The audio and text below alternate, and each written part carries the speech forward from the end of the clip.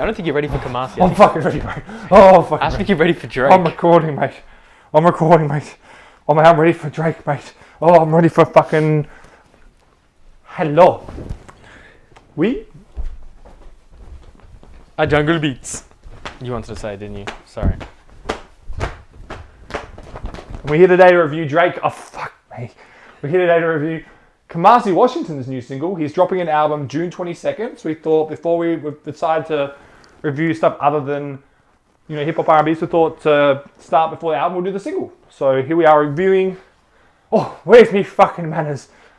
Me name is Godfrey Gingerbread. What's your name, mate? Alexander Sandalis. And we both fans of and listened to Kamasi Washington's last 3-disc project. Beautiful jazz composition. You got the pleasure of seeing him live. And I did before he was opening for Kendrick in Melbourne.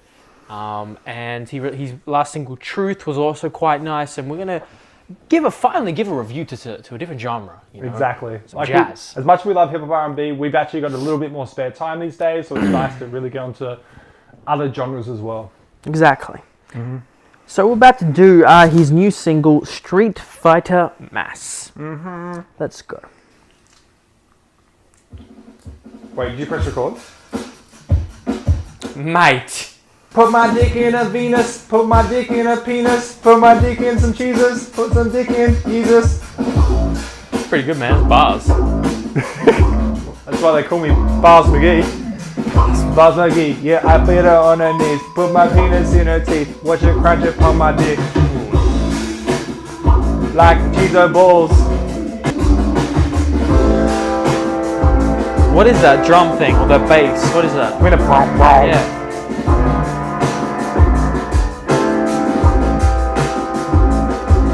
Not sure. I think it's just a synth. No, sorry, it's bass. It's just a distorted bass. It's the bass guitar. Ooh.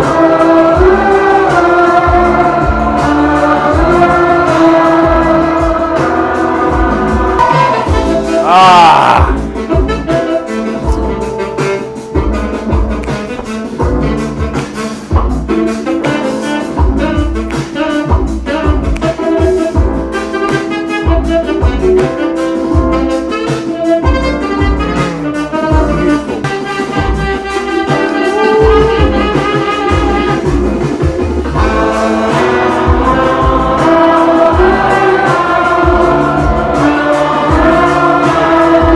Choir in the background?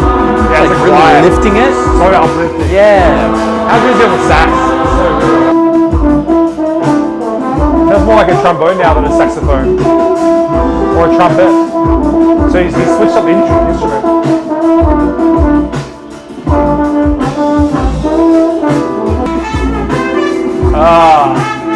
This is a trumpet. Yeah, he went from saxophone to trombone to trumpet. That's so cool.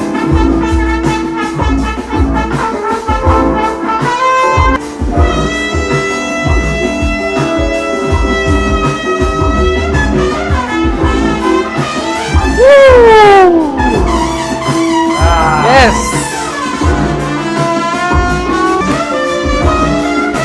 So many layers too, man. The guitar, the keys, the drums, and the organ. There's so many layers.